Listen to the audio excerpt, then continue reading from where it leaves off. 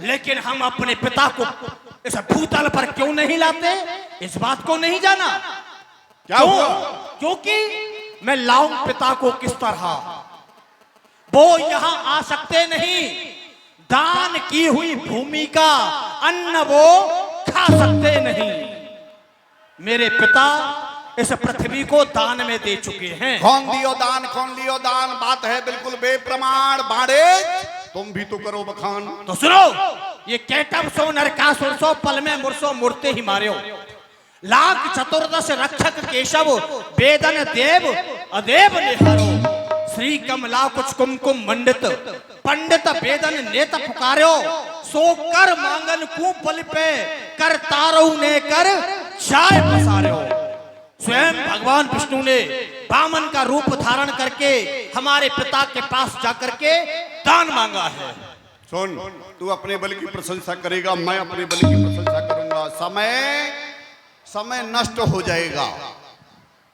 समय अपने निर्धारित समय से चलता है। समय को पहचाना नहीं वो कोई इंसान नहीं। मैं जिस उद्देश्य के लिए आया हूं, मेरा उद्देश्य भी अधूरा रह जाएगा। इसलिए बात यह है, अगर तू योद्धा है, इस धनुष को उठा करके दिखा। लंकेश, हम यहाँ सभा के मध्य में आए हैं, तुम्हारे जैसे उद्देश्य को लेकर के नहीं आए। हम यहाँ किस लिए आए हैं? ये मेरे गुरु का धनुष है और सीता है पुत्री समान।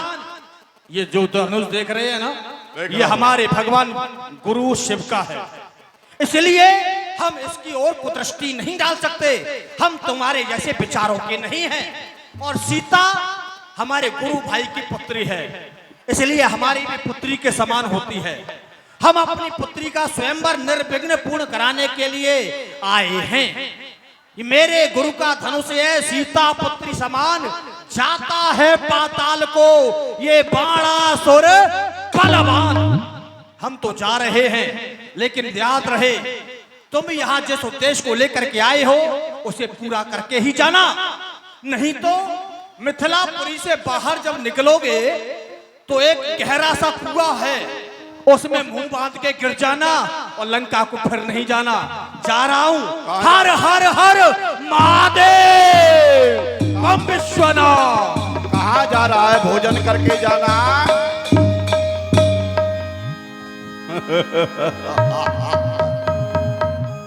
अशांति केंद्र चला गया।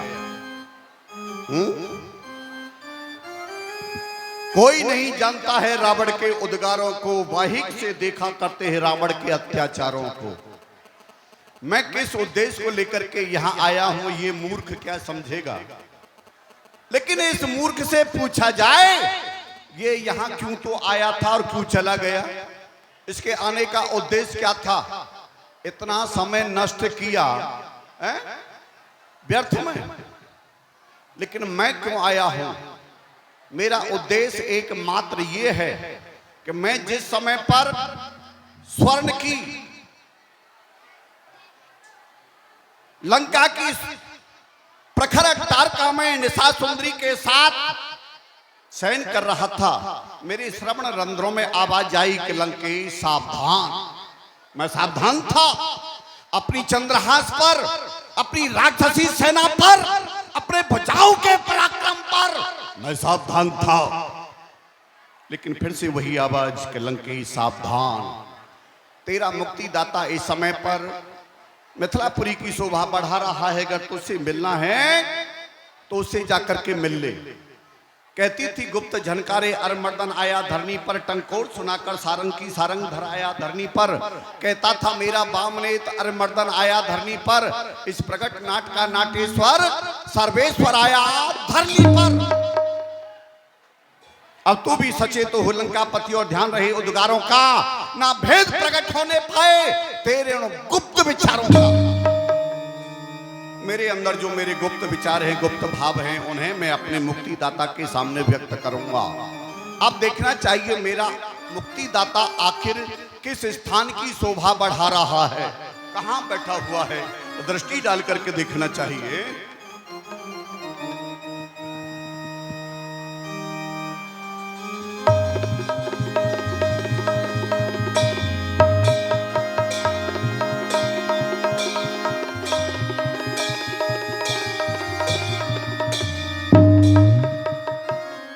सभा की ओर दृष्टि डाल करके देखा, सभी लोग भयभीत हो गए, अपने अपने स्थान को छोड़ करके नीचे बैठ गए। लेकिन जैसे ही उच्च स्थान पर, उच्च सिंहासन पर मेरी दृष्टि पहुंची तो दो राजकुमारों को मैंने देखा, और बड़ा राजकुमार जो है उसके मस्तिष्क से वो तेज झलक रहा है, हो ना हो वही मेरा मुक्तिदाता हो सकता है। लेकिन मेरा मुक्तिदाता अंतर्यामी, घट घट में वास करने वाला, अंतर हृदय की बात को जानने वाला, अगर मेरे विचारों को वो जानता होगा, मेरा वो मुक्तिदाता होगा, तो मेरे सामने चल करके अवश्य ही आएगा। मैं उनका यही से ध्यान धरता हूं।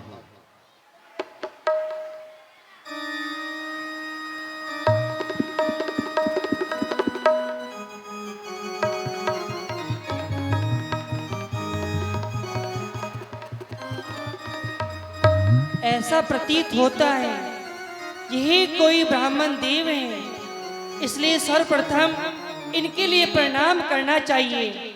हे ब्राह्मण देव, मैं आपको प्रणाम करता हूँ। यशस्वी भवः। राजकुमार, क्या मैं आपका परिचय जान सकता हूँ? आप कहाँ से आए हुए हैं? किसके आप पुत्र हैं? क्या आपका नाम है? हे ब्राह्मण देव, हम अयोध्यापुरी के रहने वाले हैं। चक्र चूड़ामणि महाराज दशरथ, उनकी हम पुत्र हैं। हमारा नाम राम है। क्या कहा? राम? राम? क्या वही राम जो अण में, कण में, जल में, थल में, पृथ्वी में, पवन में, देश में, विदेश में, अपने में, पराये में, सर्वत्र व्याप्त रहने वाले राम, जिनके लिए कहा गया है रमन्ते योगिनो स्मन्यति रामः, जो योगियों के हृदय में रमण करने वाला है? क्या वही राम है? जो मायातीतम माधव माध्यम जगदाधिम, मानातीतम मोह विनाशम मुनबध्यम, योगध्येहम योग विधानम परिपूर्णम, वंदे रामम रंजित लोकम रमणीयम, जो कि सभी के उत्पत्ति स्थान, माया से परे सारा संसार, जो कि आपकी वंदना किया करता है। उत्पत्तिम च विनाशम च भूतानाम आगतिम गतिम, वेद विद्या अविद्या सहवाचो भगवान इति। सबकी उत्पत्ति करने वाले, सभी का विनाश करने वाले, आपके भक्ति टेढ़ी हो जाने से संसार की प्रलय हो जाती है। क्या आप वही राम हैं? राम, आपके इस नाम को सुन करके तो मुझे एक समय की बात याद आ रही है। एक समय मैं भगवान शिव के समीप उनके दर्शन करने के लिए गया था। कैलाश पर्वत पर वो ध्यानावस्थित बैठे हुए थे।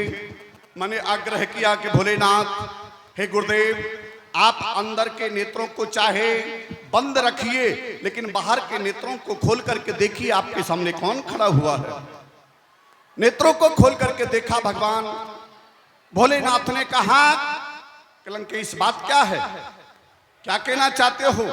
मैंने कहा, गुरुदेव, देवों के देव महादेव आप हैं, सर्वश्रेष्ठ हैं आप। लोग आपका ध्यान धरते हैं, लेकिन मैं जब जब आपके दर्शन करने के लिए आता हूं तो आप ध्यानावस्थित रहते हैं, समाधि